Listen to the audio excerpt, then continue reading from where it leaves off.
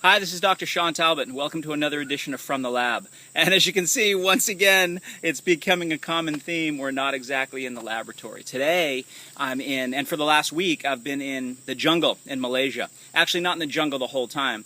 I've spent the last, say, 10 days, I guess, in Malaysia. Half of the trip has been in the jungle. Half of the trip, the first part of the trip, was in a scientific conference. I'm here to speak at Malaysian Palm Oil Nutrition Week. And I'm speaking about some of the phytonutrients that we find in plants in general, but in palm fruit in particular. This little tiny fruit that I'll talk about in this edition of From the Lab. The kinds of nutrients that are in here and how they can benefit everybody. I spoke specifically a couple of days ago, I spoke specifically about how the palm fruit nutrients can be used in athletes because one of the things that this is very rich in, well, it's rich in lots of things, but it's rich in some very unique fatty acids that can help athletes recover, help athletes reduce inflammation and come back from their very hard training.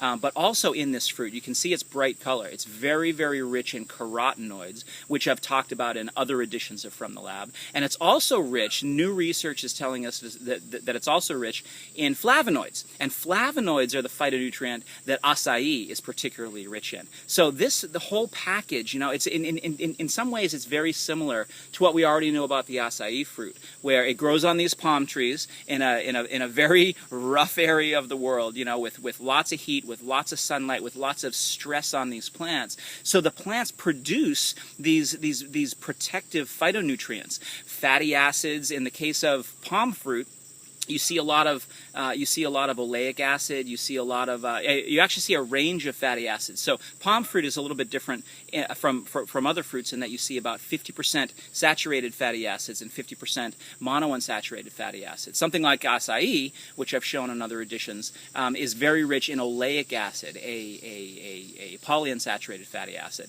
The same kind of fatty acid that you'll find in olives and that you'll find in olive oil.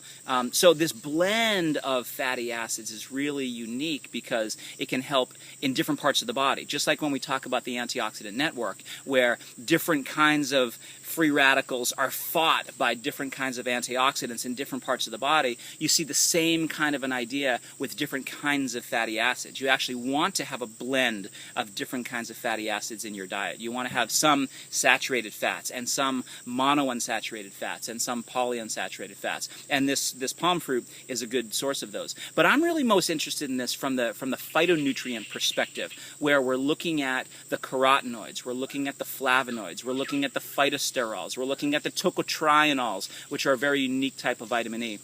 And so the scientific conference that I was at really dove into the fact that the tocotrienols are very neuroprotective. They can protect your brain from the stress of living. They can protect your brain from the stress of inflammation and the stress of oxidation. But some of the researchers were showing that these tocotrienols can actually protect your brain after a stroke. So if you're supplementing with them and then, God forbid, you have a stroke, the area of the brain that's damaged can actually come back and regenerate itself if those tocotrienols are present, much better after that stroke damage compared to a placebo group or a control kind of a group. So we're actually looking at some of the tocotrienols that we can derive from this fruit in a future edition of a product that will be coming to you soon here at Monavie. So it's a very unique way of thinking about brain protection and brain aging and brain performance. And I don't want to talk about it too much here and give too much away, but it's a very, very exciting project that we're working on.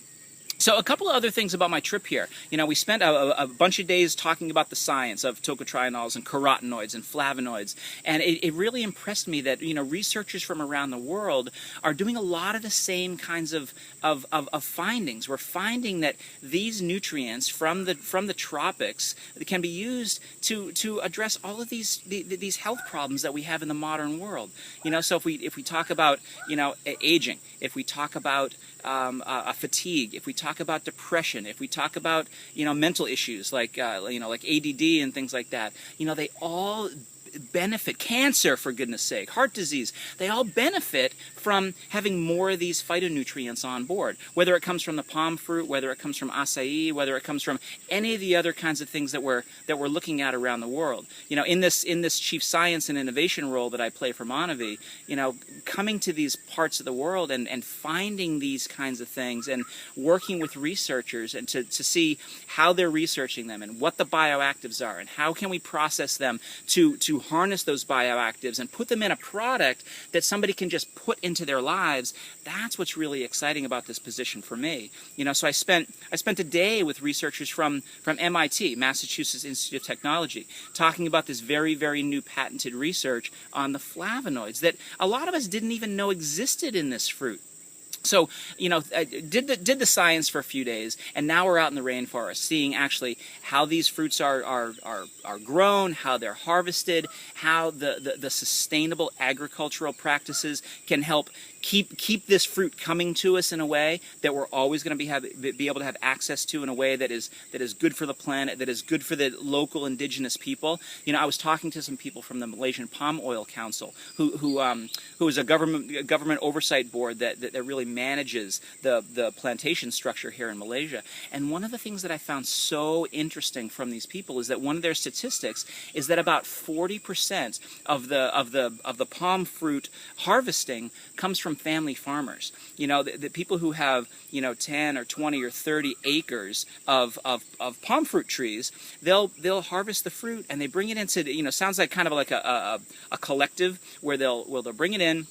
They'll sell it to somebody who's bringing all of these small family farmers together, and they'll get their price, and they'll be able to use that money to go back and support their family and support their farm and those kinds of things. What struck me is that it's very similar to what we've already seen for the acai palms in the Brazilian rainforest, where I was several weeks ago, where these very small farmers, these subsistent farmers, are using the plants, using the fruits to not just nourish themselves, but to provide for their families. 40% of all of the palm fruit agricultural and funding goes through these family farms. You know, so that's amazing, because what that says to me is that those people, those farmers, want to take care of their trees. They want to take good care of their land so that they can take good care of their families. This is their business. This is their livelihood. They're not going to be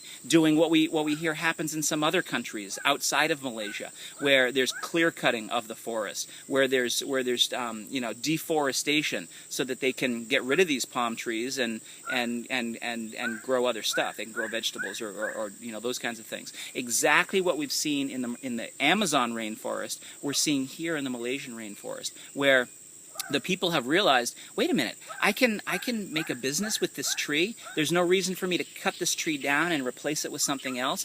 There's an outlet, there's a market for these phytonutrients in these fruits that I'm growing. And so just like what we've seen in the Amazonian rainforest, people now are preserving those acai palms. Here, they're now preserving these red palm fruit trees. And it's interesting to see the trees. Once they're mature, they will produce every 2 or 3 months. They'll produce a giant fruit that has many, many of these on there, and they'll do that every 2 or 3 months for 25 years. So you really can't get much more sustainable than that in terms of growing these fruits, having them produce beneficial phytonutrients, having a market to sell that into.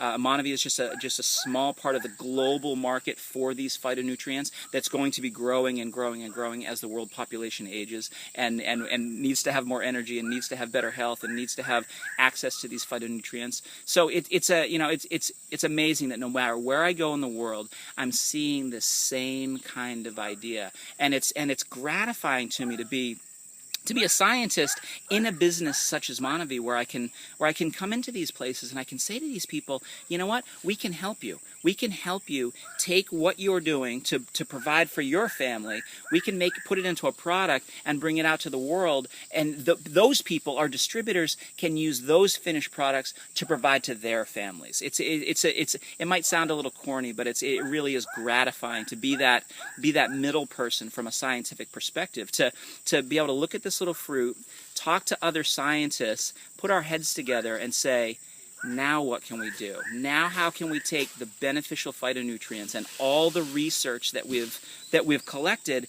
how can we now apply that on a global basis to improve how people feel and how they function and how they live their lives? That's really what this is all about. It's really cool to go out here and spend some time in the rainforest and meet these people and share some meals with them. And you know, everyone likes to see monkeys running through the trees. You can actually probably hear some of them hooting and hollering around behind me. That's all really cool from an experience perspective. But when I get to be back, when I get back to the laboratory and we can say, okay, this is what we've done for acai, let's use this as a model to do the same thing for other phytonutrients we can find in jungles and mountaintops and river bottoms around the entire world. How can we sustainably get those phytonutrients, help those indigenous people, and then put it in products that are going to help millions of people around the world?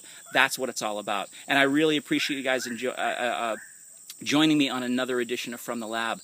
Who knows where I'll be next? I think I'll actually be in the actual laboratory for the next edition. But thanks for joining me here on all these jungle treks that we've been taking.